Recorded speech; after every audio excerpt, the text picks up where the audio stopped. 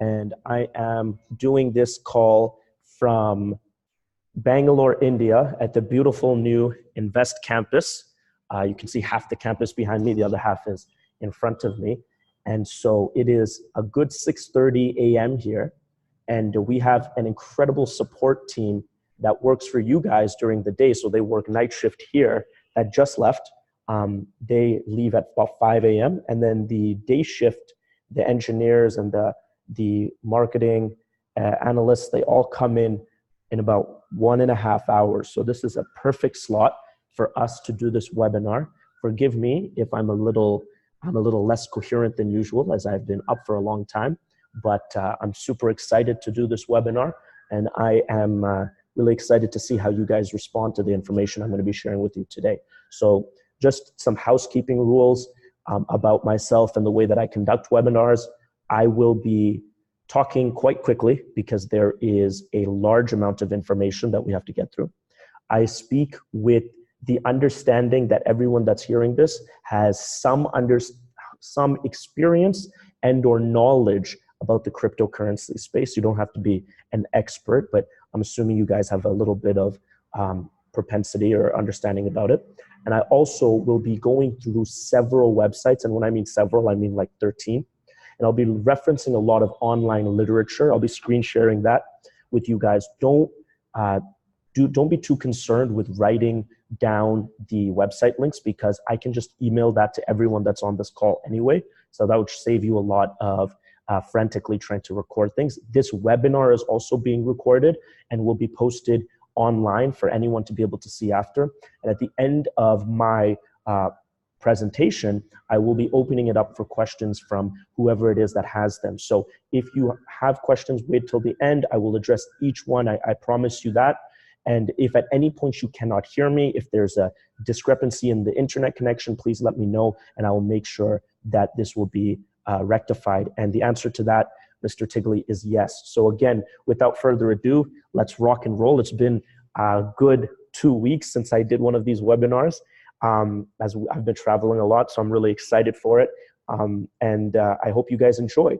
So let's just start off by addressing kind of the parent company. This is the structure I follow. I talk about the parent company, who we are, who Nvest is, what we've done, what we've accomplished, what our capacity is, before highlighting the problem that we're trying to solve. And the problem is really one that is potent, that is affecting the cryptocurrency markets, that will continue to be something that grows as an opportunity for those trying to solve it as the cryptocurrency markets expand throughout 2019 and beyond. And then I go into our solution, what our technology does, what we aim to do as a technology provider, how we are addressing that problem that I outlined before. And then I ended off with how you guys can get involved, or how the audience and the greater market at large can get involved and position yourself as a market maker in this very lucrative asset class. So as you may have noticed, I saved the best part till the end, so you guys stay on the whole time. And I promise to make it as engaging as possible. So without further ado, let's just get started. I'm going to begin sharing my screen now. So you should be able to see my browser. And now I have opened up the first tab, and let us begin. So parent company to global exchange, and this is a GX Global Exchange webinar. But before we talk about global exchange, let's talk about who are we, who are you dealing with, who is Sharpan, who is the management team that's supporting this cause. In 2017, me and my partner, Warren Carson, co-founded a company called Nvest Canada. Nvest Canada today is available at investbank.com. And we had a very simple idea and a simple problem that we were trying to address. We watched the cryptocurrency markets go from $1,000, we watched Bitcoin particularly go from $1,000 a coin to almost $20,000 a coin. And we watched in 2017, the world kind of catch up, or at least the financial world go ablaze as this new asset class that very few people understood was being inducted into mainstream society. And the one thing that me and Warren saw at that time that we still see today, that there is a huge opportunity in onboarding people that would have typically strayed away from cryptocurrency. Let me repeat that. The most underinvested demographic by cryptocurrency companies, by exchanges, is a particular age demographic that strays away from cryptocurrencies. And this is the baby boomers, Generation X, really anyone that ages above 40. And the reason for this, the reason no crypto company focuses on them is because they're quite difficult customers. They are technically less sophisticated on average. They have long learning curves. They're conservative fiscally. And so compare that to the ideal cryptocurrency customer, which all the companies go after, which is 25 to 35-year-old males who make decisions quickly, who are fiscally aggressive. They have they're technologically sophisticated. It's not really a comparison. But me and Warren understood that the institution that onboards the baby boomers is the one that's going to capture a lot of this mainstream adoption that we so look to garner in cryptocurrencies. They hold overwhelmingly the most amount of money, and they hold a disproportionate amount of influence. And so what did we do to address this market problem? We launched Nvest Canada, now known as Invest Bank, with the idea that we can build an online banking software that you see here that can help customers support their crypto assets as well as their fiat assets, and help them to hedge currency risk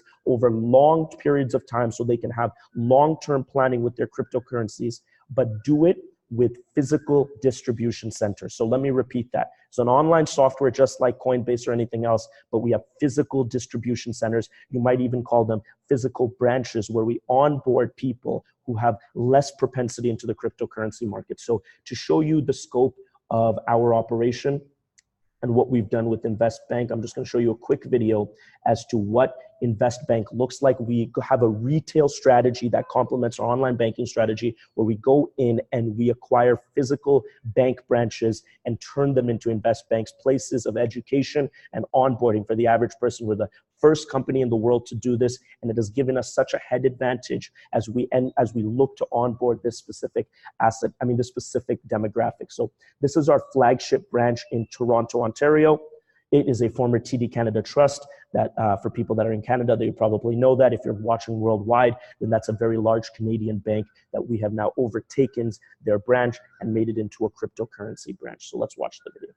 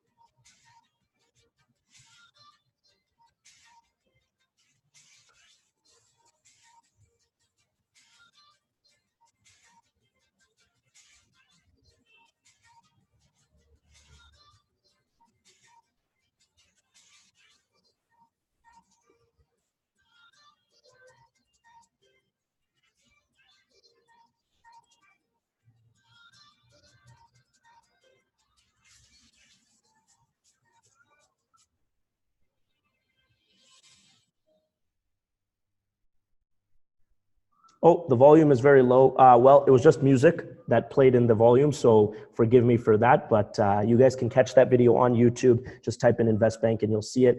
It's important that you guys just saw, at least you got the visual of what it is that we're trying to do, what our flagship operation looks like, and what we've been able to accomplish, not just online, but offline. And that's really to give you an understanding of what the might is behind the projects that we work on. We take it, quite seriously. Let's just check the chat. And it is lagging. Okay, I'm assuming they're talking about the sound because the video wasn't lagging for me, but I will try to address that. And like I said, I will send off that video again for everyone that's watching. They can watch again on YouTube. So that was Invest Bank. That was our first endeavor. From there, we went on to launch the Invest Group, which is available at invest.com. And the Invest Group is very simple. We wanted to take the engineering team that built Invest Bank, which was a stellar team out of the United Kingdom, and we wanted to extrapolate that and externalize that to other companies in the cryptocurrency space. In other words, we wanted to exchange our development cadence and our incubation capacity to build out a portfolio of companies that would help Invest Bank. And so structured very much like a conglomerate holdings company. The one thing that we struck upon, we were incredibly lucky to do this, was that we started doing this. We started accumulating assets in the cryptocurrency markets at the second quarter of 2018. Now, for those of you that were around in the second quarter of 2018, you know that the cryptocurrency markets were doing nothing short of plummeting. Most people that started a cryptocurrency company in 2017 on the backs of a bull run were not prepared to withstand what was a very devastating bear run. So everything was for sale. Companies were for sale. Technologies were for sale. Obviously, cryptocurrencies were for sale. And we came in at a time where we had really great strength behind us to be able to acquire a lot of these corporate assets. And we took advantage of that. And so you can go through Nvest.com to see all of our portfolio companies. There's about 21 different startups in our portfolio, everything ranging from banking and exchanges to what we specialize in, all the way to enterprise management, data management startups. And of course, we've invested in media companies across Asia and North America. And so really, we're a very concentrated incubation play. We have a wide purview on the crypto space, and we have a lot of capacity to develop and get products into market. And how do we do that? We do that through the places that I'm sitting in right now. These are called Nvest campuses, as you can see behind me. These are research and development facilities that we build on different continents and different countries to position ourselves to really cannibalize and take that market over from a development perspective. So these are large facilities where we hire the best and brightest engineers, digital marketers, analysts for the crypto space, and we put them all in one room so that we can offer the most premium service to the companies that we invest in. And we have 2 market capacity like that. Right now, the largest one is the one I'm sitting in Bangalore, India. This has about 130 full-time employees that might walk in while we're on this call still. We have a smaller version in the UK, and then we're building one in Toronto, and we're always looking to expand this as it gives us that global reach that really propels each one of our companies. And so that kind of gives you an understanding of who we are, what we've done, where we've made our name, where we've made mistakes, but also where we stand today. And so now that gives me a perfect segue into what we're going to discuss today, which is global exchange. And before we go into the actual product or the company, it's important to address what we're doing and why we're doing it, which is the problems that we're trying to solve. At heart, we are a technology company, Global Exchange. I started Global Exchange within the auspices of Nvest about 16 months ago, and really we had one mission at heart. How can we solve the problem of crypto custody in the exchange marketplace for cryptocurrencies? So let me give you context. This is CoinMarketCap. CoinMarketCap is the most viewed website in cryptocurrencies by miles. It has about 72 million unique active visitors every month. It is the 5th most popular financial website on planet Earth, beating out very well-known brands like Wall Street Journal, etc. And what does CoinMarketCap display? Well, it's essentially a data aggregator. It gives you all the prices for all the cryptocurrencies. Today, actually this morning, the market is kind of down, which means people have rushed to CoinMarketCap to view how much their Bitcoin investment is down. Everyone that comes to CoinMarketCap comes with, it is 3rd now. So I don't know what Warren means by that, but it is fine. Essentially, what CoinMarketCap is doing is it's allow people to check the prices of crypto. The reason I show you CoinMarketCap is because it gives you valuable insight into the psychology of the cryptocurrency markets. One second, I'm just checking the chat here. 3rd most viewed website, my goodness. So that's probably because of the latest bull run. So CoinMarketCap gives you valuable insight into the problem we're solving. 70 million people come to this website to check one thing, the price of the crypto they invested in or they're thinking of investing in. I compare that to all the people that picked up shovels and picked up machinery, borrowed money from their family and friends, and went to California during the gold rush. And why I compare that to them is because cryptocurrencies is without a doubt the digital gold rush. And everyone who is making investments or considering making investments are the people that are digging for gold.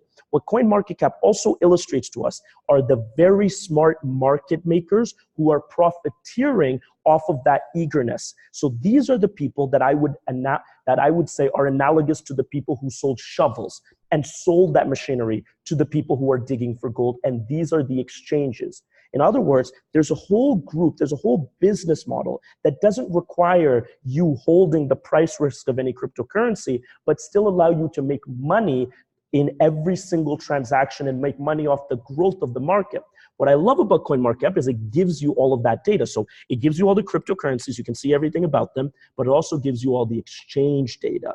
If you click the exchange data, what you can see is all of the exchanges. There's about 600 in the world today. And these are not cryptocurrencies. These are platforms that provide liquidity for people to place trades. And what I love about this is it gives you their daily volume. Now, disclaimer, this is reported volume. And a lot of people have accused exchanges about misleading how big their volume is. I'm going to take it with a grain of salt and say, just assume that they're lying about 75% of their volume and only 25% is right. So let's look at the number one exchange is a company called BitMax. Over the last 24 hours, they did $7.7 billion US worth of trading volume, which means that's how much transactional volume they processed on their exchange. Like I said, cut that number into 1/4. Let's just say it's $2 billion in the last 24 hours. Well, we know that exchanges make money by charging maker and taker fees.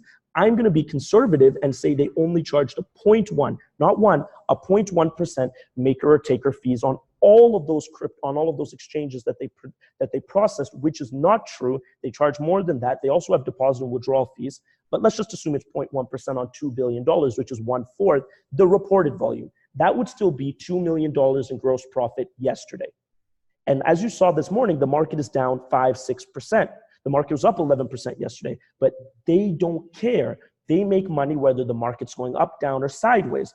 They are providing the shovels to the people who are followingly digging for gold. This is the best business model in cryptocurrency. Frankly, it's the only business model that has proven to last over the last 10 years within the cryptocurrency marketplace.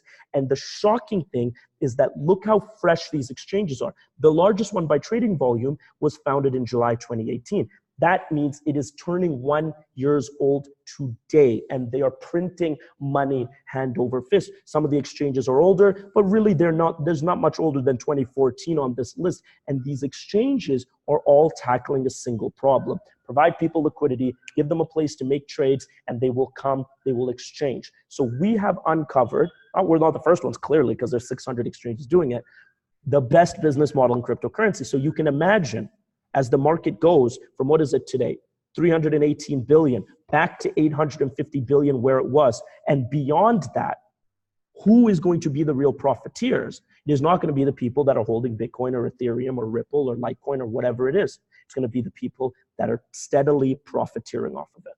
So is this entire soliloquy to prep you guys for the idea that we have started an exchange? On the contrary, we wanted to look at this market and understand, although it's amazing, although it's quite possibly the greatest business model in definitely the internet age, there is a serious flaw with it. And that flaw is what we address with Global Exchange. See, in order to trade on these exchanges, you go all the way down. In order to trade on them, you must give them your crypto. As a customer, let me repeat that. In order to trade on these exchanges, you must leave your cryptocurrency on their platform. In other words, the Bitcoin that was meant to sit on your computer or on your phone in the security of your computer is now being sent over to BitMax or BitMEX or Binance or OKX's computer, and it is being stored there. Now, that doesn't sound like a devastatingly problematic situation. However, we are here to uncover that this is horrible. And it is not just horrible, highly, highly dangerous. Now, the good thing is we are not the only geniuses that uncovered this. This is a well-addressed, well-researched topic within the cryptocurrency market, which is stating that centralizing this amount of digital assets on single computing networks, such as Binance's servers or Coinbase's servers, will present two scenarios. These scenarios are not just likely, they are invariable, and you will understand why. The first scenario is that the exchange will run off with your money. And I do not mean to say that in a light fashion, because I know that's a very serious topic. And it's not something I wish upon any exchange. A lot of these exchanges are run and managed by people that I know. They are, some of them are fantastic companies that I use. That doesn't change the security architecture flaw. Let's say, how many people are on this call right now? There are 28 people. Let's say the 28 people have $1,000 worth of Bitcoin each sitting on their computer. And then we all take it to BitMEX because we want to trade on BitMEX. So now it's gone from a dynamic where there was 28 computers with $1,000 each to where there's one computer, BitMEX's computer, where there's $28,000. So what is the incentive structure for the exchange not to run off with your money? Well, the only incentive structure is that they're going to do future business with you.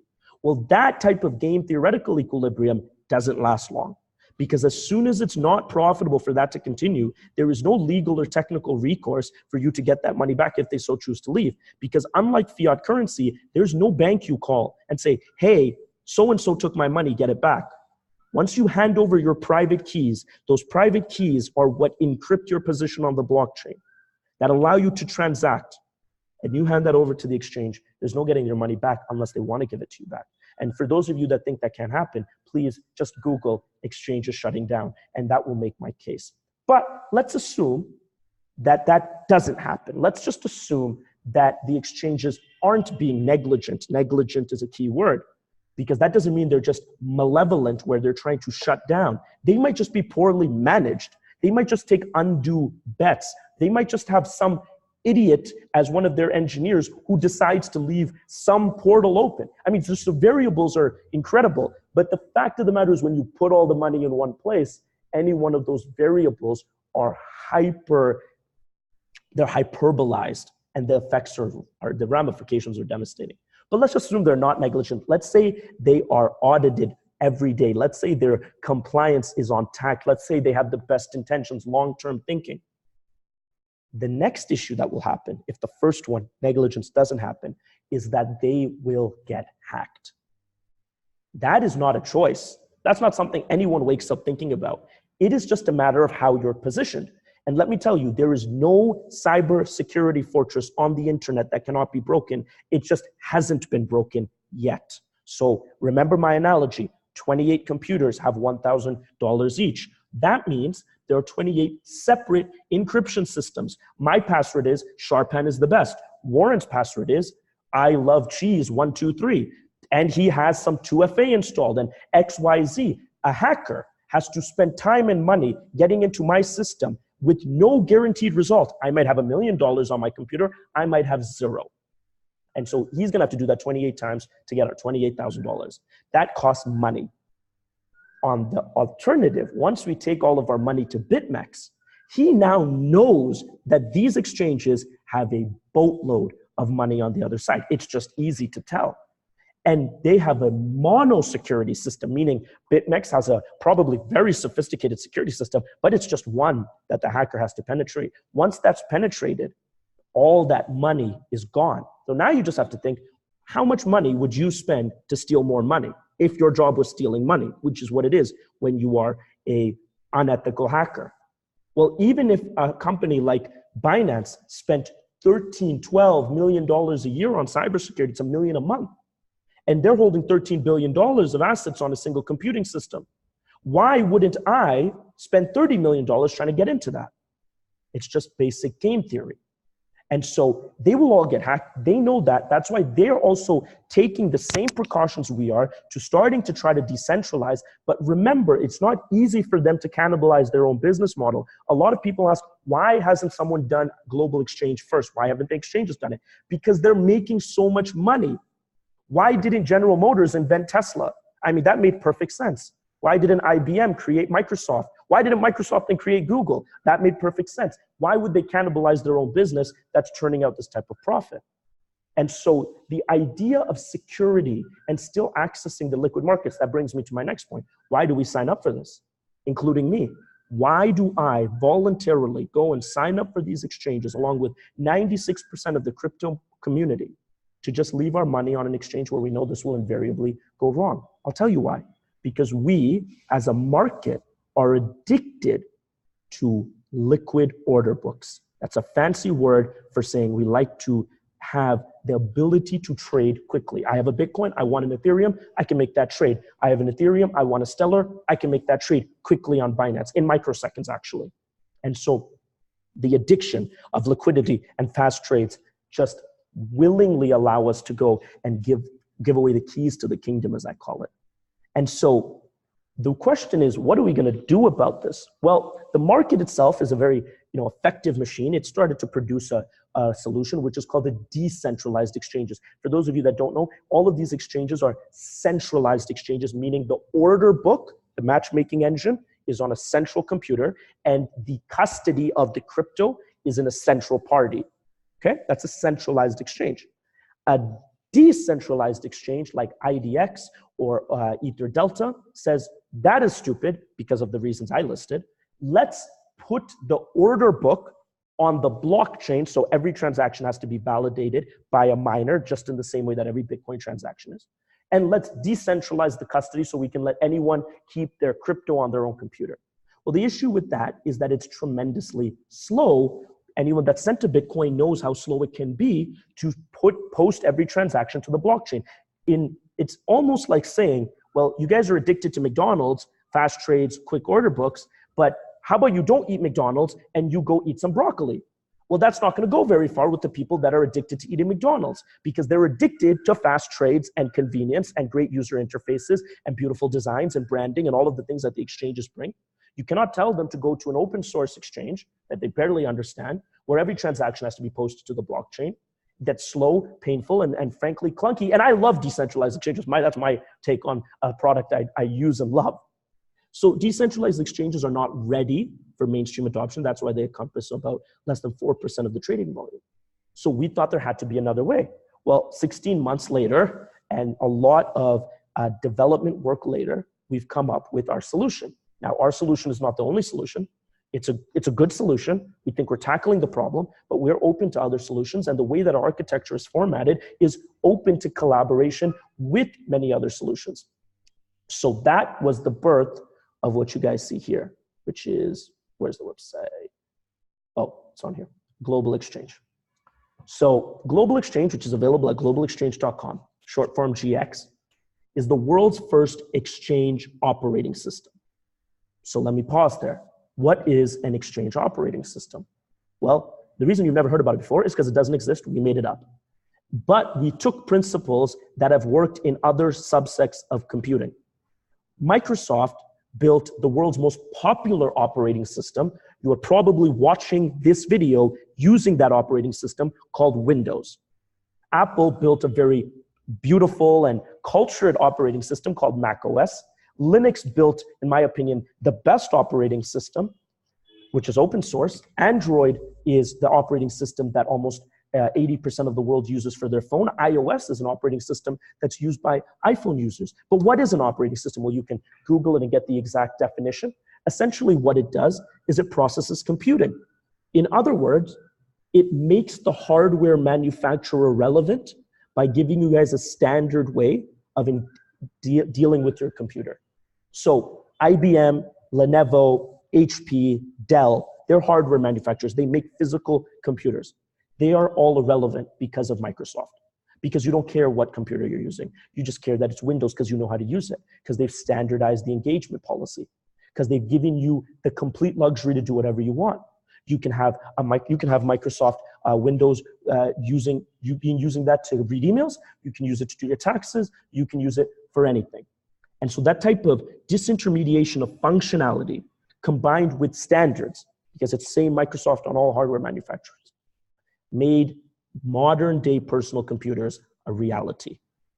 And we think with 600 exchanges, and that number only growing day by day, that there needs to be a cohesive operating system that intermediates the customer's user experience while solving the security issue that I outlined before. And that is what we would call an exchange operating system. And that is what we believe Global Exchange presents to the marketplace. So what makes up our exchange operating system? Really, there are 7 applications. We call them exchange apps or exchange dApps, exchange decentralized applications. And what they do is they address a specific vertical within a customer's experience when they're engaging with the cryptocurrency markets. Now, some of them serve more of a concrete infrastructure role than others, and some of them are there to augment the customer experience, but they all play a pivotal role in bringing this all together. The most important trading app of the operating system is called GXTrade, trade.globalexchange.com. And it's very simple. This is the one that addresses the security issue. GXTrade is a routing engine. That's just fancy words for saying we connect your wallet that lives on your device, your computer, your phone, to all the biggest exchanges in the world without having to leave your money on the exchange. You are keeping the money with yourself, and you can route trades to whatever exchange you're comfortable routing trades with. That single-handedly, and I'm going to show you what a product demo of that product looks like, changes the security architecture, because now you no longer need to leave your money there to use them. You can use them, which is what you want. You're a McDonald's addict. You like fast trades, but you can keep the custody. So this is what the product demo looks like. I guess the video, I don't know how to increase the volume, so I'm just going to skip. You guys go watch the video. It's GXLive video. I'll send it off in the email below, but I'm just going to use it to show you what the GXTrade engine looks like. So I'm going to turn off the volume and just voice it. So here you have your standard trading terminal. For those of you guys that have used a crypto exchange before, it looks like every other trading terminal. We actually have two. One is called GXAccess, which is for normal users that don't want anything fancy, which is this. And then we have an institutional grade one that we'll be releasing later this year, which is obviously built for institutions with industry grade standards and with all the bells and whistles you can imagine. But GXAccess, your average trading terminal for cryptocurrency. Everything looks the same. This customer is trying to do an Ethereum Bitcoin trade, as you can see right here. The only difference is this little button. And this button is your routing engine. When this customer clicks this, it opens up a search engine. And this search engine is getting him all the exchanges that can execute that Ethereum Bitcoin trade. And it's aggregating it based on the parameters that would make sense for you, i.e. price, i.e. volume, i.e. speed of execution, selection, your favorites. So just like an Expedia or a hotels.com, you are now able to choose at point of trade, or whenever you want. You can preset it. You can build, we have an algorithm that optimizes it, that where you want to execute your trade, that makes it beneficial for you. So you have a window into the cryptocurrency markets, excuse my pun, that allow you to execute those trades. Do I have a question here? Okay, perfect. Thank you. This is the last video, so I'll just probably walk through I needed to voice this one over, but thank you so much for that. So now the trader can just click, I want to execute my trade at Binance. We're going to ask him, is he sure? Does he want to send it to Binance? He says, of course he does.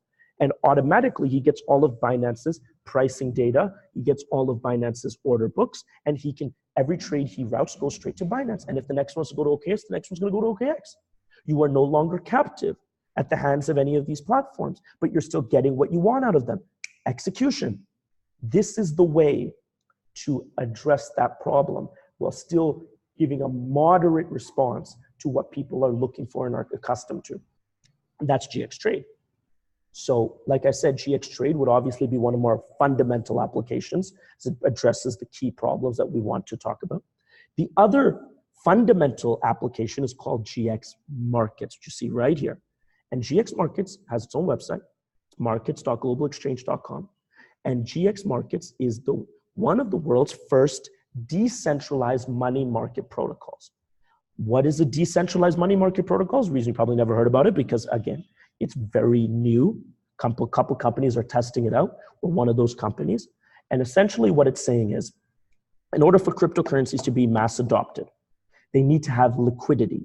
In other words, if I'm holding Bitcoin because I believe Bitcoin's going up, or if I'm holding Ether because I believe Ether's going up, while I'm holding it, I need an incentive.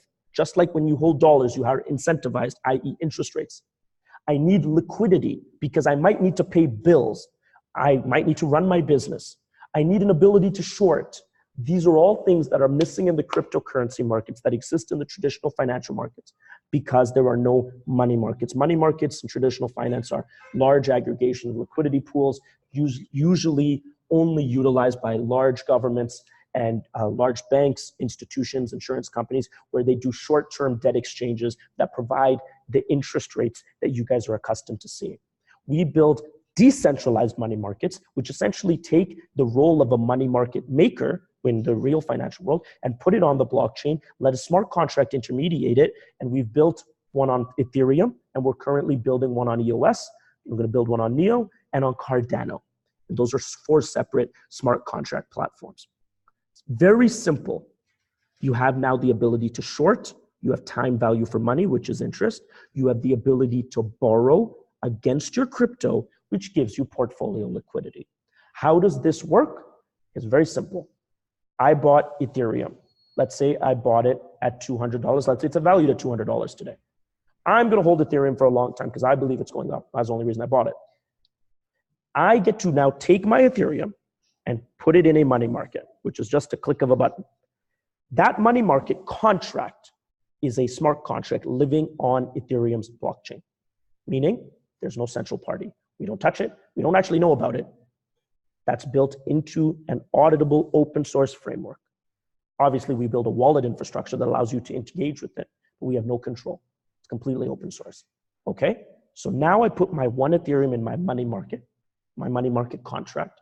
So the money market reads that as, oh, Sharpan or wallet 975454 has $200 worth of collateral.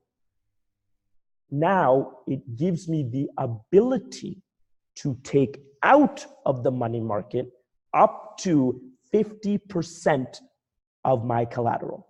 I put in Ethereum, it's valued at $200. I can take up to $100 out in another cryptocurrency because someone else has staked that in their money market. And why is that important? Because once I take out that other cryptocurrency, I can do whatever I want with it. It's yours. You can sell it for dollars to pay bills. You can sell it for yen. You can sell it for euros. You can keep it in the crypto that you took it out in. You can buy more Ethereum. You can short the crypto you took it out in. You have complete liquidity. It's yours. And you have that liquidity while still owning the upside and downside of the Ethereum asset that you staked. Okay. This all happens without a central intermediary. We are not a lending company. We don't touch money. We build technology products. And now you can do this liquidity swap, hold your crypto and still access dollars without trusting in a central intermediary, without having any contracts, any type of engagements, all governed by the blockchain, audited, completely available for everyone to see, without any of this is important, without time periods. You don't need to pay back you don't need to pay back the borrowed. I'm going to explain why that's the case. Without dealing with anything and still own your crypto for the long term. So how does this actually work? Well, it's done through a clever system of smart contract is the infrastructure built on Ethereum or whatever other blockchain, but it's really built on this idea of this collateralization ratio. And essentially, oh, guys, say hi to the cleaning lady behind me. Essentially, the collateralization ratio states you can never take out more than 50% of your collateral. The smart contract is built to not allow that. So remember, once you take out, let's just say I put in a $200 worth of Ethereum and I take out $100 worth of EOS, I've maxed my ratio. So only 2 things can happen. Why you never need to give that money back if you don't want to. Of course, you need to give it back if you want to unlock your Ethereum. But why you never need to give it back if you don't want to is because the market will settle itself. Because only 2 things can happen as a result right after I do that swap. Number 1, the price of Ethereum, my collateral, goes up compared to the price of EOS, which is the asset I took out. Or the inverse happens. The price of Ethereum goes down compared to the value of EOS, which goes up. The crypto markets are highly volatile. They never remain still. And so, one second, excuse me. Can you just get out the photo for a second? Come back, yeah, perfect. Thank you so much. And so the crypto markets have to move. That one of those eventualities have to happen. So what happens when either of those do happen? In the first case, where my collateral, Ethereum, goes up in value, I'm thrilled because now I don't have a 2-to-1 ratio. I have a 3-to-1 ratio or a 2.5-to-1 ratio because my collateral has appreciated. So the smart contract automatically takes that surplus and pays down your balance. And in theory, if you pick the right asset to collateralize, and I hope you did because you're holding it for the long term, then you are paying down the asset you took out with the surplus that's being created every day. If you pay down your entire balance, you get to take out your initial. It's very simple. No humans involved, no central intermediaries, no counterparty risk. Okay, well, that's the best case scenario. And I don't like to talk best case scenarios. Let's look at the worst case scenario, which is the price of Ethereum drops compared to the price of EOS. In other words, my collateral is less valuable than when I put it in. Well, now you're trying to break the 2-to-1 ratio. You are trying to have less than a 2-to-1 ratio. And smart contracts, unlike humans, don't really negotiate very well. They are programmed to do one thing, and they will not allow you to break it. In other words, as soon as you start inching close to that 2-to-1 ratio, they start taking micro pieces of your collateral and selling it on the open market to be able to pay down your asset that you took out. So you will always remain the balance. Now you might say, wait, that's not cool. I wanted my collateral, that's why I put it in there. Well, remember, the asset that you took out is the one appreciating at a rate that's forcing the smart contract to sell off the collateral. So you're always at a 1-to-1 in the case that the market works against you, but you still acquired that liquidity when you needed it. And this is the GX markets. There's a very detailed white paper that I wrote that explains everything. And it is an incredible convention that allows you, without trusting anyone, I want to repeat that 1,000,000 times, to participate in liquid markets for cryptocurrency. And so what does the average person see here? Because the average person will not care at all about what I just said. He says, I can hold Bitcoin for the long term and access dollars when I need it. Or I can hold Ethereum for the long term and earn a real market rate interest on my Ethereum. And I never have to worry about the market defaulting because there are no stupid humans in the middle like us making lending decisions. It is governed by a theory of mathematics that's actually quite simple, but unassailable when implemented over a blockchain. So let's go back to our trading apps. That is GX Trade and GX Markets. I promise you I'm not going to explain everyone. But let me give you an example, understanding of why I explained those two. Those are the two core products. Those sit at the epicenter of the operating system. The reason I explained them is because one without the other, standalone, is impressive. Together, it's nuclear. Why do I say that? Let's just talk about the money markets, a real stride in the way that traditional financial markets are structured and crypto markets are structured to this day. That without the capacity, the supply side, if you built the money markets and put it out, say, here's the money markets, but if you don't have supply side, people to stake, it's futile. You'll always find people that want to borrow. I mean, there's enough people to borrow, but where are you going to get the supply side from? In other words, what companies are best positioned to roll out the money markets? It would be the exchanges, because they're already holding everybody's cryptocurrency. So automatically Binance launches the money markets day one, $13 billion in supply. You can go borrow against that.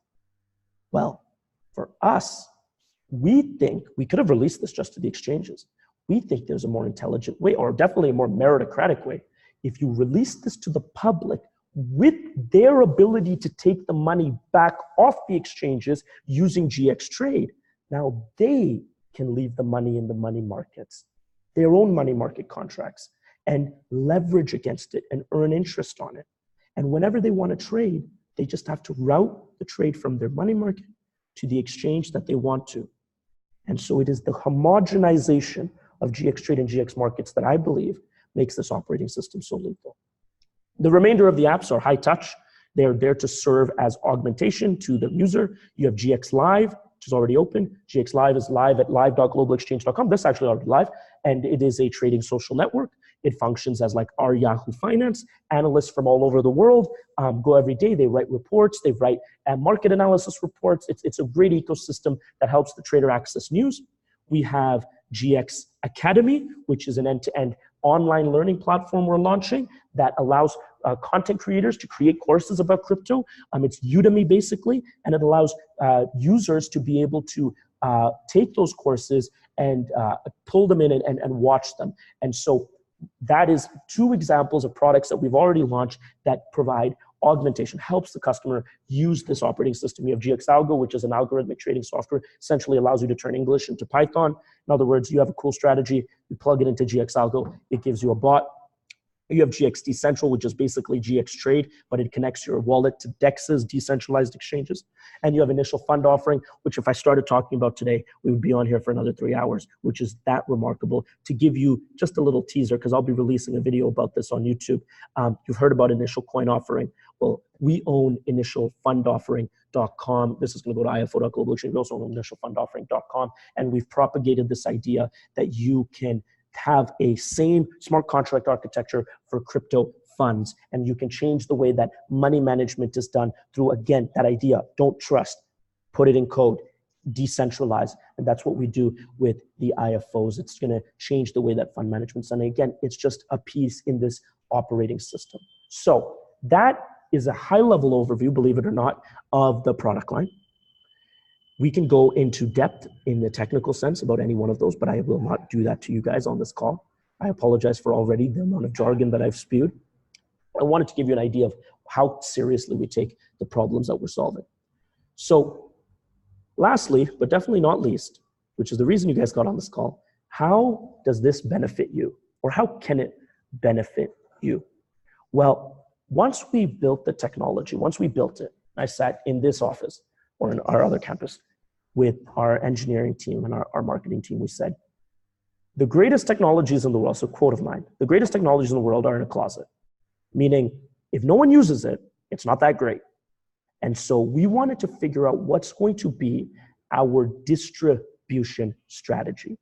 How are we going to get this remarkable technology into the hands of the millions and empower them to make cryptocurrency a mainstream asset class?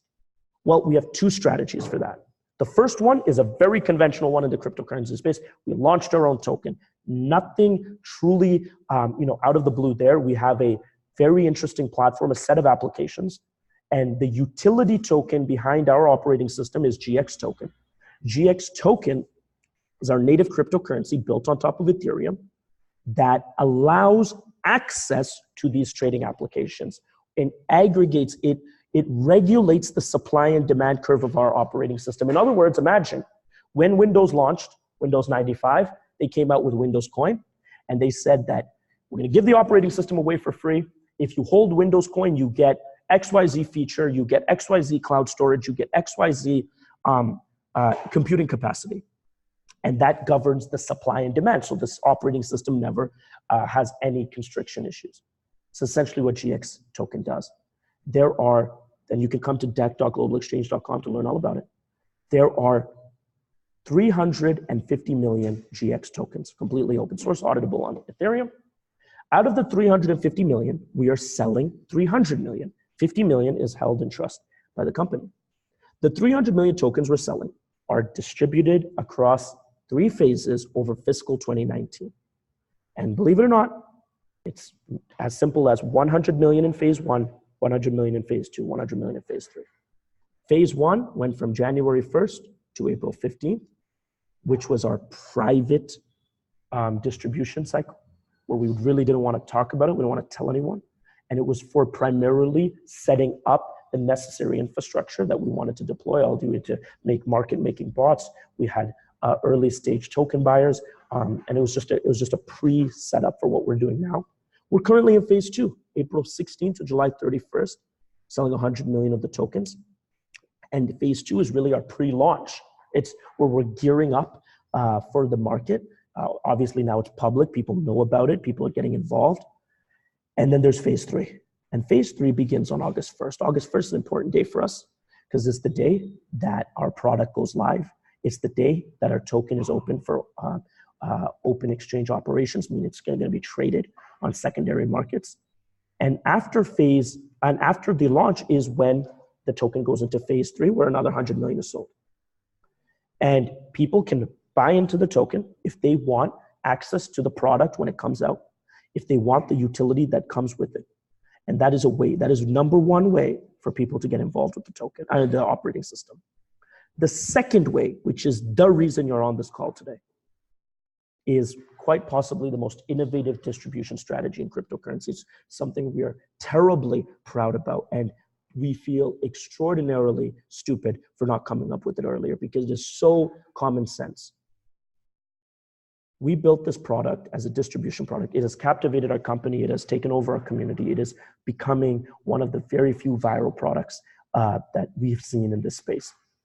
Long story short, in order to achieve mass adoption, you need a set of parameters that allow mass adoption.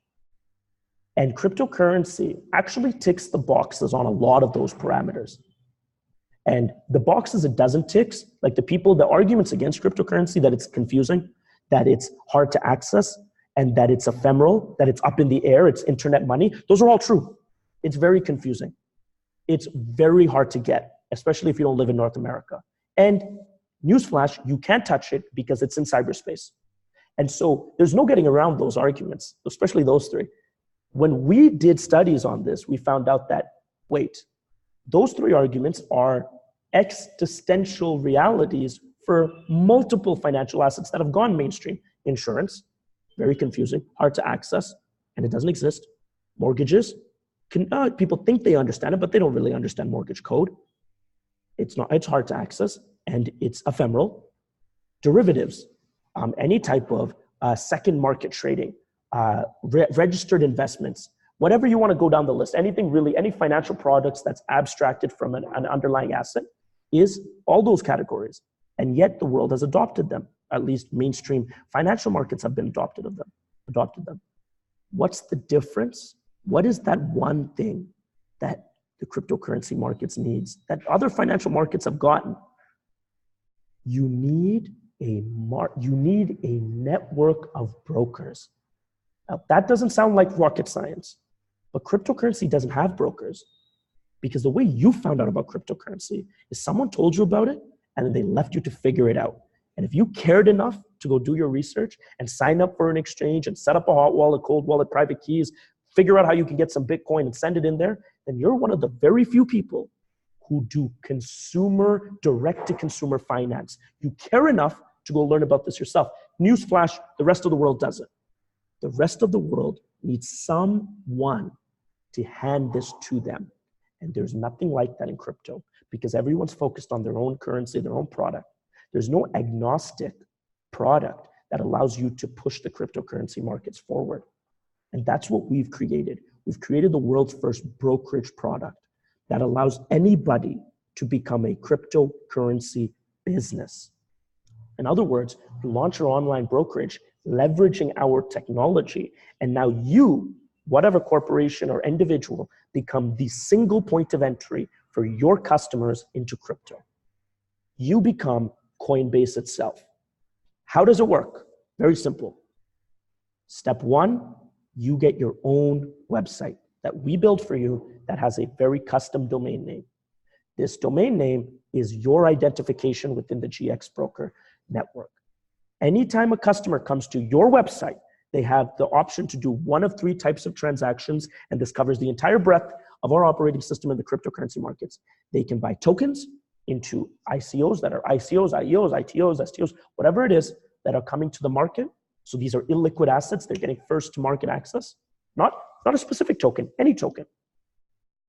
Just like an exchange would give you access to it. They get access to the blue chip cryptos, the liquid cryptos, the one everyone wants: Bitcoin, Ethereum, Litecoin, Ripple, Stellar, Cardano, just like an exchange.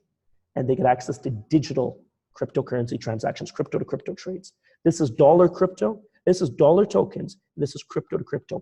Every product that you can buy in the cryptocurrency space falls right there. And they get to access that through your website. And if they do so, then they are inextricably linked to your GX brokerage forever. Meaning you keep the transaction fees which you set on all those transactions, the first one and every subsequent transaction thereafter.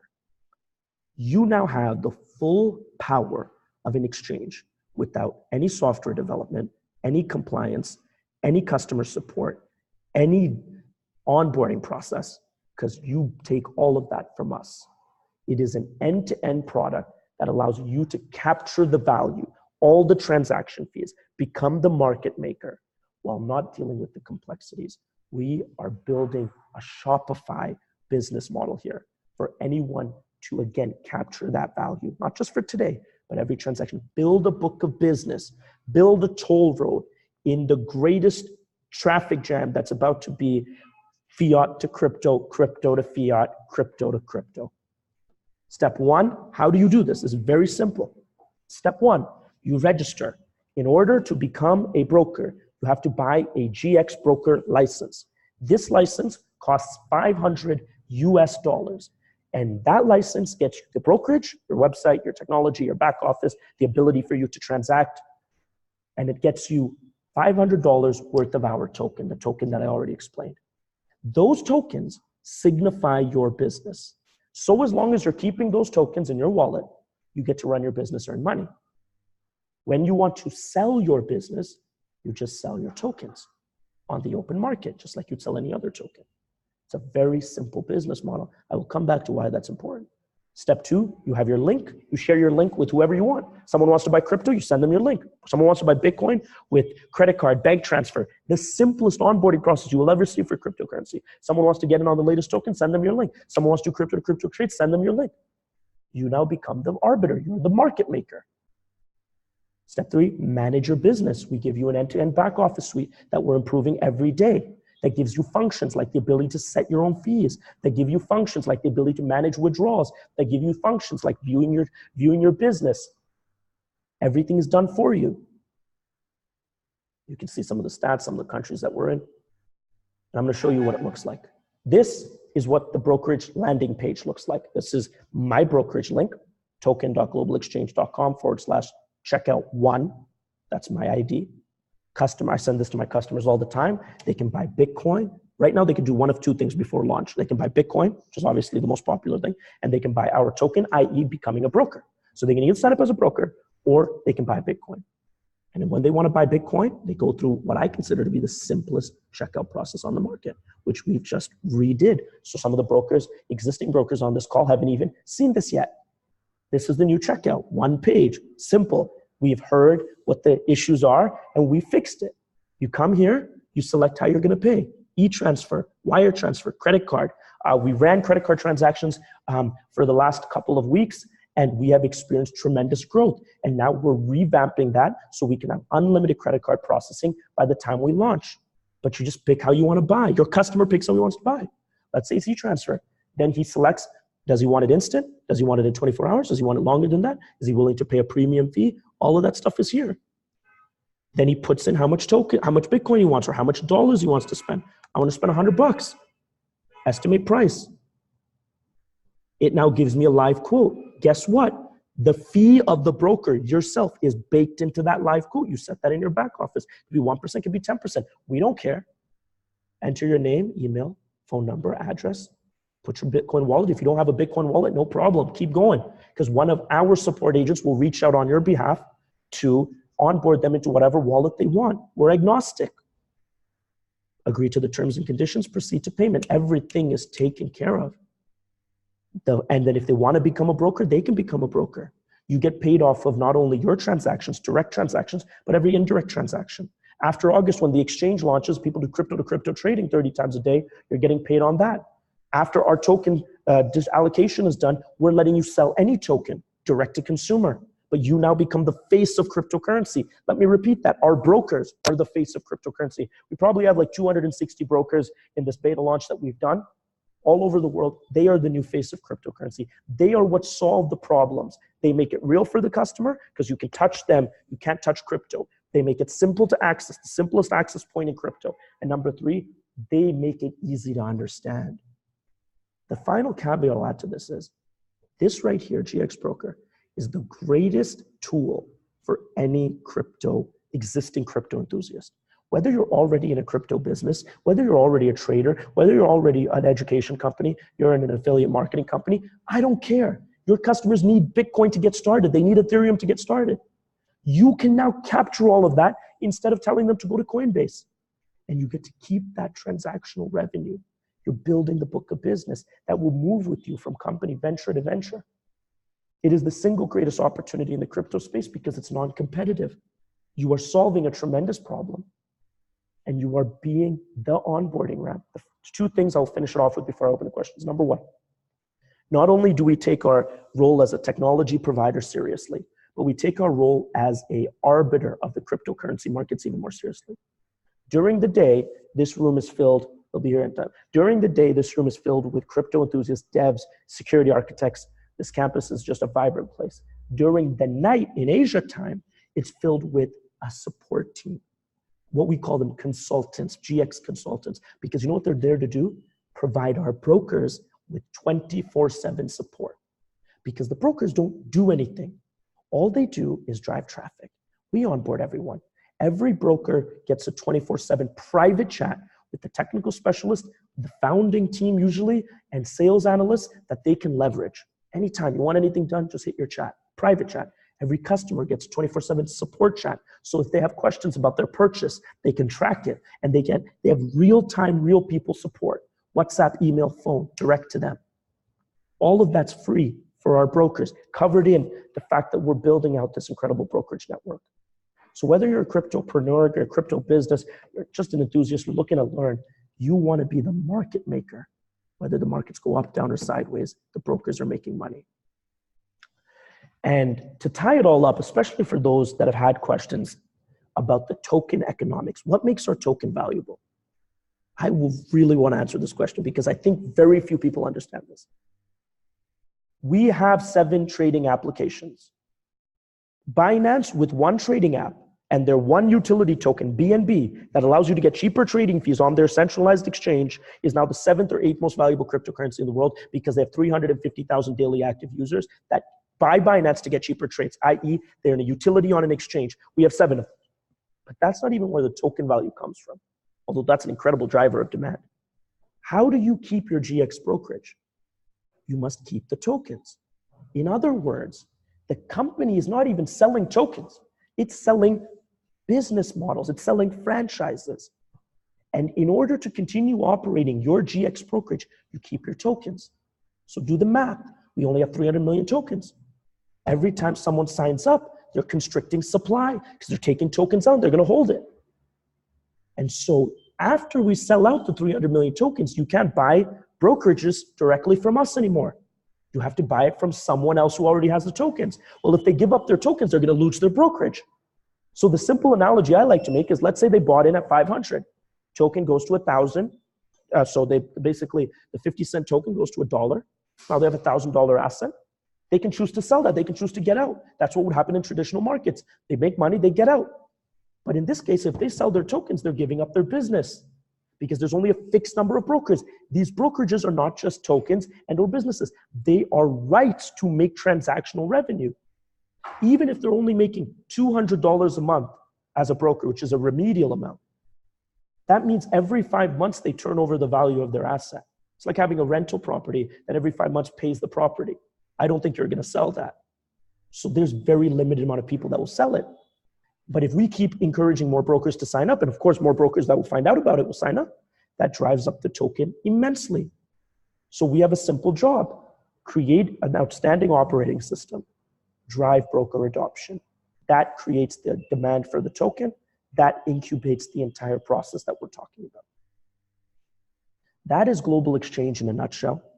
Again, it is a lot of information, and I appreciate everyone that's still on and that's diligently listening to it. I will open it up for questions.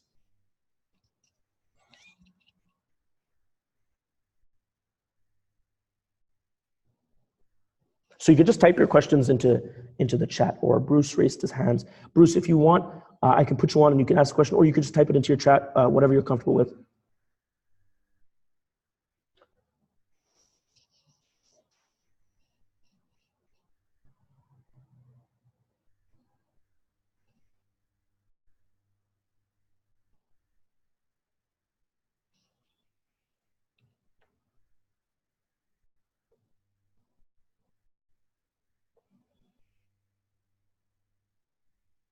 Okay, put him on.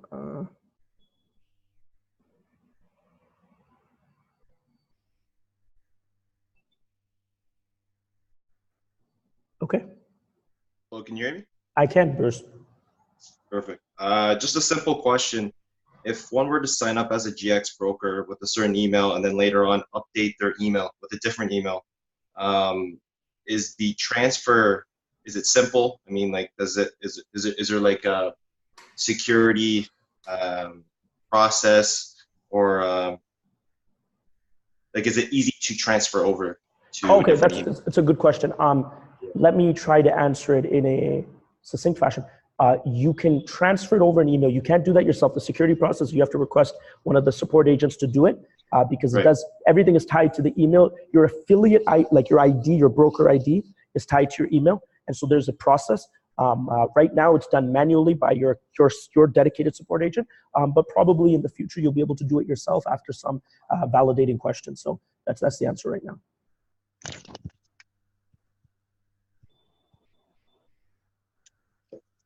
Hope that answers the question. Okay, it does. Thank you. Cool. I'm just gonna lower your hand here. Move to analyst.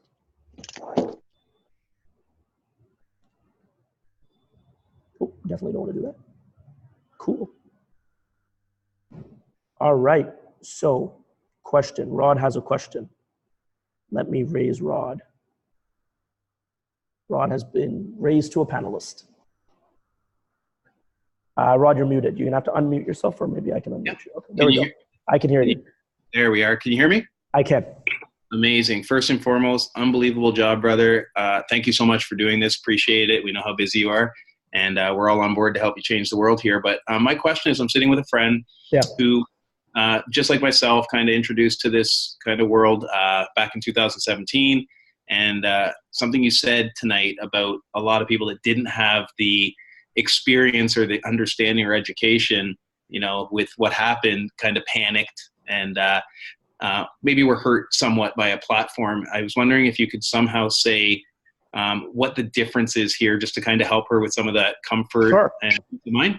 Yeah, no, I get it completely. So yeah, absolutely. So Crudell, I believe, is asking a question in the chat. I will answer that question right after I answer Rod, because I think is a really important question Rod asked. First and foremost, what happened in 2017 as a market condition, being if you bought Bitcoin at $19,000, which many people did, and then the market continued to depreciate, that is the nature of the Bitcoin markets. And I don't mean to say this, dismissively say that. I'm saying it is a function of the way that these markets have gone since 2008. They appreciate rapidly, and then they have their depreciation, and then they appreciate again rapidly. So what I always recommended to people in 2017, in 16, in 18, what I will recommend in 2022 is don't invest into something you don't understand. That's the first thing, because it will lead to invariably bad emotional decisions on your behalf. So first and foremost, unfortunately, if you were one of the people that invested 19,000 and went down, that is the market.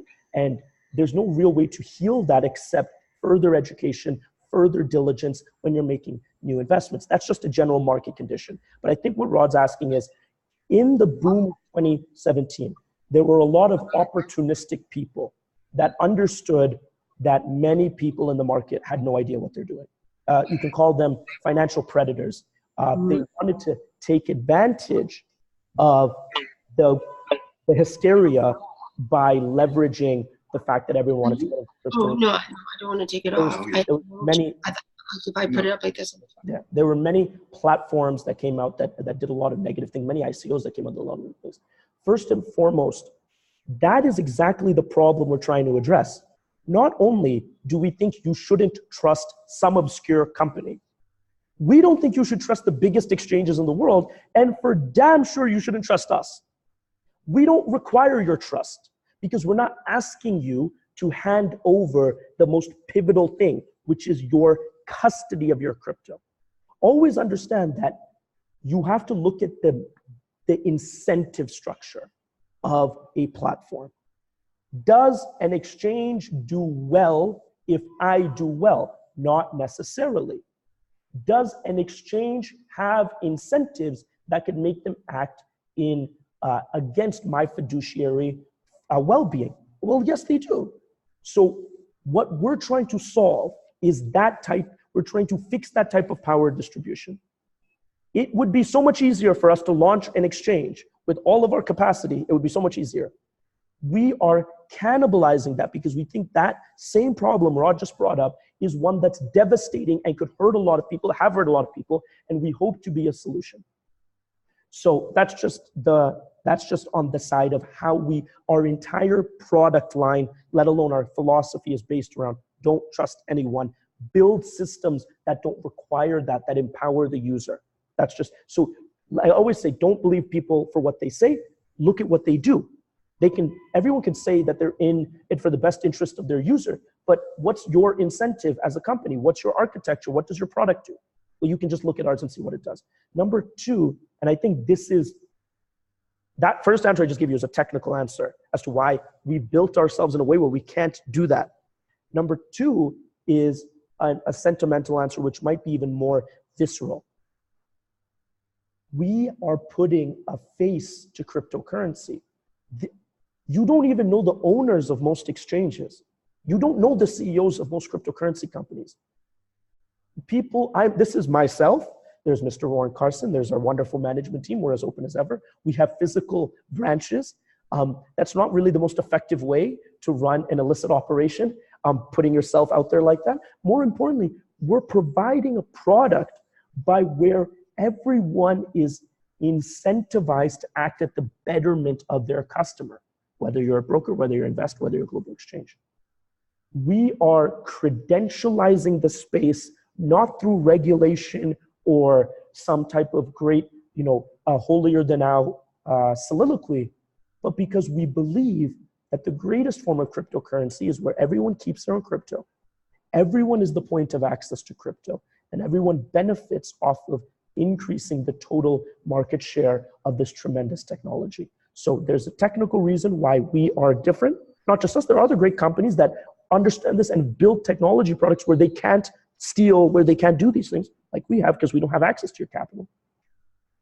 And the other one is we believe that the only way this is going to happen is if there's faces, there's stability, there are accountable parties that you understand with transparency what's going on, even if that's at a detriment to our bottom line. We know in the long term, by acquiring the trust of the market, we will do just fine.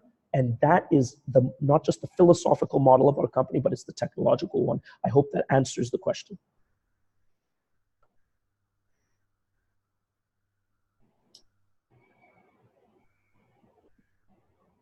Okay. Fantastic. I think I muted Rod again. So if you want to speak, Rod, you can just unmute yourself. If not, I'm going to answer Crudel's question. Nope, that was everything. Thank you, sir. No problem. So Crudel said, is there going to be a monthly fee to be added for the website? The base product, which I discussed, the broker, the ability to have those transactions, no. We will add value-added services that help you build your business, marketing, digital distribution, advanced products, all of that, education licensing programs, all that fun stuff. We'll charge for those. But the core broker product that allows you to become a GX broker and be the same as an exchange, no, because it's built, our business model is built into the token economics of you holding the token, thus driving up the demand for it. And you're going to do a fantastic job of becoming a broker and bringing people into the space. And if you don't, sell the token to someone that will. So yeah, there's no fees on the core product that I discussed. Yeah, Bruce, sure. I'm going to unmute you, Bruce. Oh, question. Thanks, Ruben. So another question. If one were to be a GX broker, the website is already created. It's just a platform for people to trade. And will it be integrated with the Markets Global Exchange? Will it be integrated with your website? Oh, great question. Yeah. So I'm going to answer that because that's great, important. So again, there are 3 types of transactions. The 2 that are standalone are token broker and OTC broker. In other words, you can facilitate the purchase of tokens, newly issued tokens, any ICO that you want on your website, or you can facilitate the sale of cryptocurrencies, Bitcoin for dollars, Ethereum for dollars. Then the digital broker, the 3rd type of transaction I talked about, is our operating system.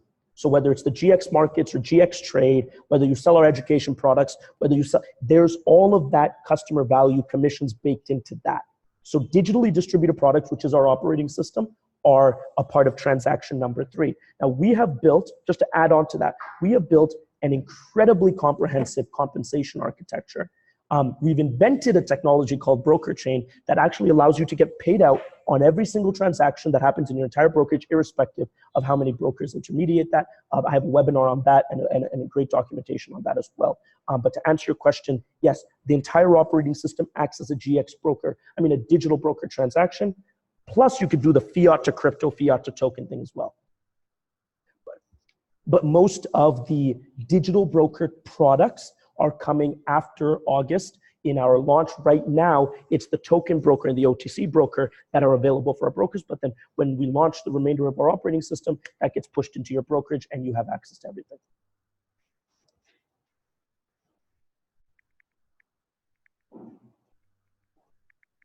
I hope that answers that question.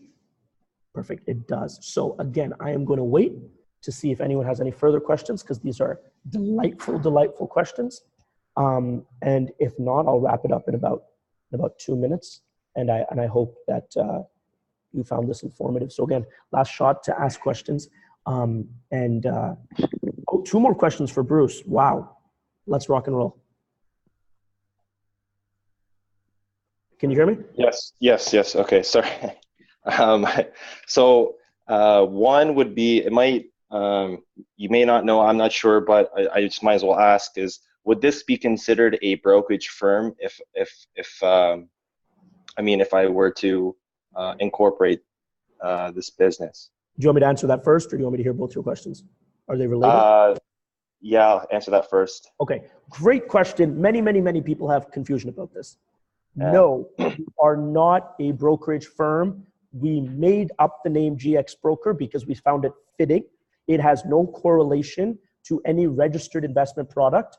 Cryptocurrency in the jurisdiction we operate in is an unregulated product. You are not facilitating the sale of securities, currencies, commodities, anything that falls under the existing jurisdiction of brokerages. Now, let me be clear what you are doing, because this is super important. Number one, you are driving traffic to your website. You don't touch money. You don't buy the crypto. You don't sell the crypto. You don't deal with the customer. You're not doing compliance. You're not doing KYC. We do all of that. In other words, your job as a GX broker is driving traffic. You inherit our legal infrastructure, and you are acting as an affiliate of Global Exchange, not as a brokerage firm or an independent party. You are an affiliate, and that would be the auspices under which you operate. Thank you. I should have listened to you and asked both questions at the same time, because I forgot the second question. Okay. Well, if you remember, no worries. We're always here to answer it. I think there's another question. Awesome. Yeah, no worries. So Sophie Daigle has a question. Does she want to write it, or should I make her live? Oh, she wants to put up her hand. Perfect. Okay. Fantastic. Sophie, can you hear me?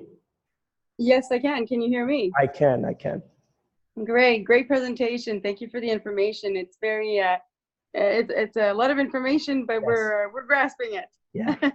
And the question is this, and I'm trying to formulate my sentence here, but with the wallet that we have that would belong under to your company, yeah, or any company for that matter, should something happen and your company goes belly up, how easy it is, or is it to take my wallet and transfer it over to another company? Is that what you want to know? Yeah. Okay, yeah, something like that. Isolate, because your platform, it's from you, but how easy would be isolate the cryptocurrency inside that wallet to be able to use within a different exchange? Yes. That kind of overlap what he asked before, but yeah. No, I get the question exactly. It's a fantastic one. So we offer 2 wallet systems. One, we've already released, it's on the Google Chrome store, called the Nvest wallet.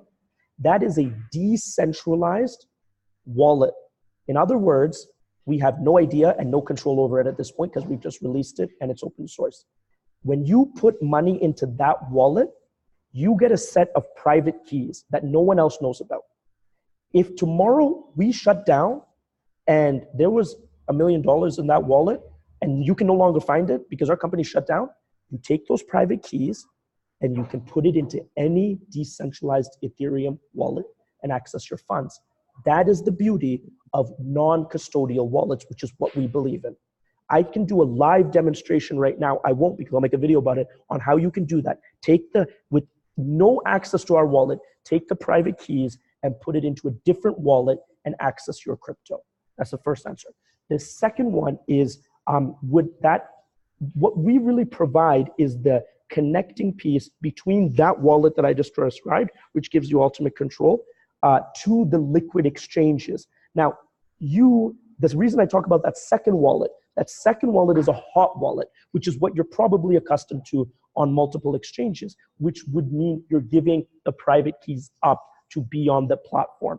And so that wallet is a trading wallet. You only put money in there that you want to trade, and you keep money in your cold wallet that you don't want to trade and that no one needs to know about and no one has access to, and you can access irrespective of what the wallet provider is. So I hope that answers your question. Yeah. It sounds a little, Yes. it sounds a little quaint, but it's as simple as this. If you have your private keys, if you know what they are, if you've used crypto, if you don't know what your private keys are, it means you don't have access to them. It means the platform that you signed up with, Coinbase, whoever it is, has your private keys. If someone has your private keys, they can move your money. If you have your private keys, if you're knowledgeable, like you know that, because you would only have them if you know what they are. If you have them, that means you're the only one that can move your money. In our wallet's case, we give them to our consumer. And that is now their issue to deal with, as they are the only controllers of that asset. Okay, good. Can you hear me? Yeah, I can. Good, Yes, perfect. That really answers my question. The other question that I have is if the tokens, are they tradable on the exchange, the ones you provided, or they're kind of tokens right from your own company? That means they're not tradable. Great question. Right now, they're first of all, they're also decentralized, meaning we have no control over them once we created them in January. So they're out there. We still hold a lot because we're selling them. Of course, once we sell them, we have no control over them. You can sell them to whoever you want. After August, because that's when we're going into phase 3. In phase 3, they will be listed on our partnering exchanges. Remember, our platform, our fundamental product plugs into 170 exchanges. So we're quite well positioned to broadcast our tokens. And right now we're working out on which exchanges they're going to be listed. So they're going to be tradable on an open market come August, but you can of course sell them to whoever you want. Right now, we have no control over them. Just remember, when you sell them on an open market, that's your brokerage license right there that you're selling. And so, but there's no control, there's no limitations. It's as decentralized as Ethereum itself. Okay. Which letters? I don't know how to say that. Which letter would identify your token in the X-Trade mark? GXT. That would be the ticker. Yeah. Okay, got it. Okay, perfect. Thank you very much. I'll have more questions later on as it goes. Thank you very much. By the way, everyone, and because Sophie touched on this never makes sense to anyone the first time they hear it. So if you're even slightly grasping this right now, that's incredible. The second time you watch this, because it will be recorded and put to YouTube, the second time you watch this, it will make monumental more sense. I guarantee you that. Trust me, the first time you hear this information, it's beyond confusing. That's why I appreciate all of you so much. Yeah, it's not that bad actually. And I'm sitting here with Eber, and he's very knowledgeable in this, and he's been reading up on it for I don't know how many years now. So I'm learning a lot through him and through you. So it's great. Amazing.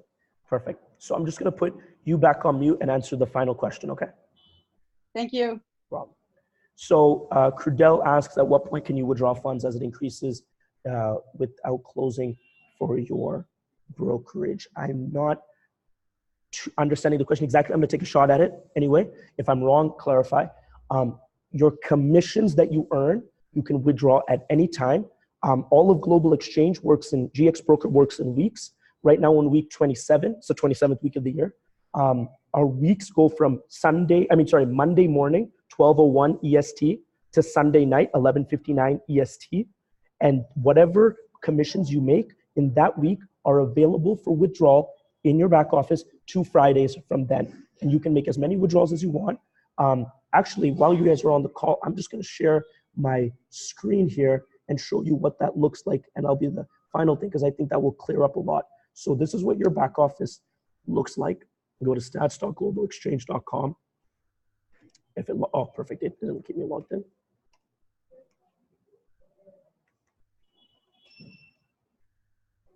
Okay, perfect. I'm logged in now.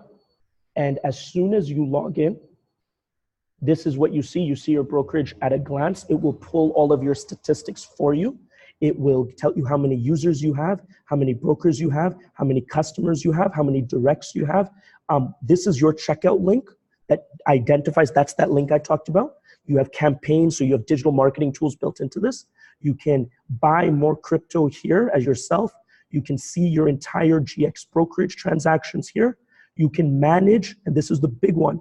You click OTC broker, you can set your own transaction fees for your crypto trades. So right now, Bitcoin is trading at 11, 12.50.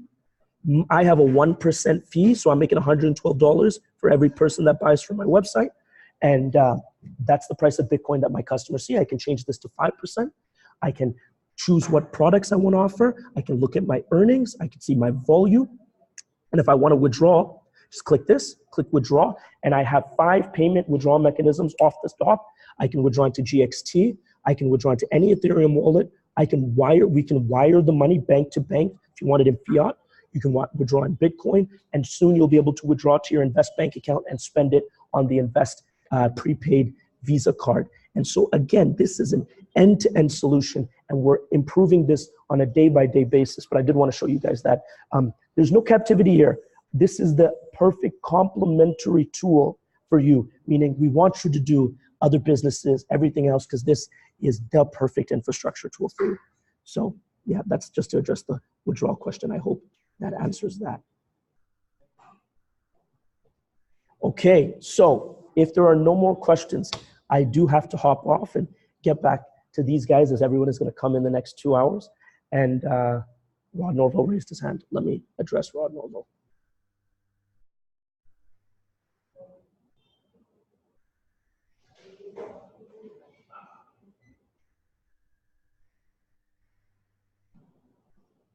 I'm not having much success at that. Let me see. Hello, can you hear us? I can hear Sophie, but is that Rod? Okay. Yes, we had another question, so go ahead. Oh, sorry, Sherpan. Sophie wanted to say something. Sure. Oh, hi, Soph. Sorry, Soph. Sorry, Sophie. I sent you a text, though. Sorry. I figured it was you. Okay. Yeah. Go ahead. Sophie first. Go ahead. I'll mute out, Sherpan. Thanks, Rod. I'm sorry. No problem. Go ahead. I have another question there that I believe you said a number that your company will be issuing at the very beginning. I think it was 300,000 tokens. Now, my question is, what's stopping your company from issue 1 million tokens? Because back in the years, this was a fraud on the stock market. And what they did is that's when they regulated it, because a lot of people went belly up like that. Well, it's called securities dilution. It's a crime, but it's not really the same type of issues in the cryptocurrency market. There's a different issue, so I'll address it. First of all, it's 300 million. Our token is, you can already vet our entire token on Ethereum. It's on etherscan.io. You can see how many tokens we've released. So many people have bought them. There's no hiding anything. It's on the blockchain. So the specific answer is, when you initiate a smart contract on Ethereum, which is a token sale, you have to write into the code how many tokens you plan on having. We have written 350 million. That is the total capacity. Meaning, if we wanted to issue more, we would have to issue another token. And you guys would just not buy into that one, because you would know that we're committing fraud.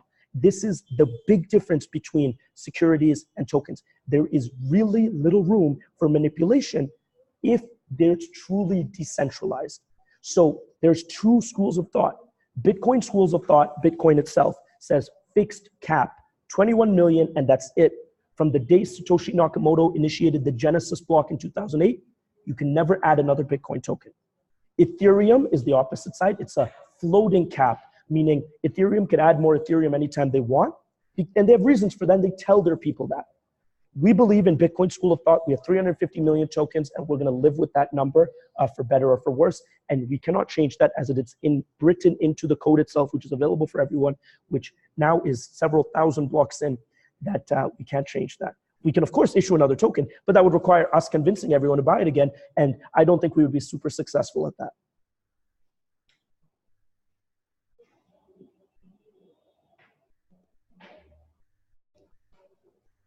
I hope that answers the question. Yes, thank you very much. Okay. Rod, you want to come back on? Yep. Can you hear me? I can, yes. All right. No, mine was just on behalf of everyone. I don't even know how many people around the world are on, but I was just hoping we can twist your arm to maybe do this weekly or monthly or anything like this. And thank you so much. I see you're recording. I just didn't know if this might be something that might be made available, or if you were just thinking. Absolutely. No, this will be edited and sent live in the next couple hours, because it's a fantastic update. You are amazing. Thank you again, sir. No problem. Again, thank you so much, everyone, for attending. We will absolutely be doing this live on a weekly basis. I'll make announcements about that. For everyone in Toronto, I am super jealous of you guys, because you guys have the new global exchange offices to go to, as well as the Nvest Bank branches. From everyone watching across the world, shout out to you guys. And thank you, everyone, for attending. Rod, thank you so much for organizing it. Helen, thank you for organizing it. Warren, you already know how much you do, so we appreciate everyone's efforts. Reporting live from Bangalore, India, brand new Nvest campus. Thank you guys so much.